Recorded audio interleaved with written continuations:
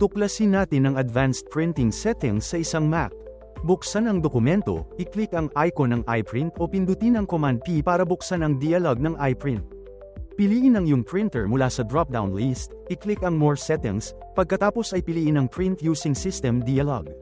Dito makikita mo ang maraming opsyon sa pagpiprint gaya ng bilang ng kopya, laki ng papel, layout, at paper handling. Susunod, hanapin ang Printer Options section at i-click ang Info icon upang buksan ang Printer Features menu. Sa feature set, makikita mo ang dalawang tab, General at Advanced.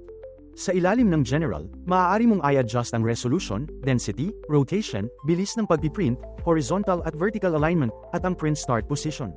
Sa Advanced tab, maaari mong itakda ang fixed paper height, image print mode, at gray adjustment. Kapag nagawa mo na ang lahat ng kinakailangang settings, i-click lamang ang print upang tapusin ang trabaho.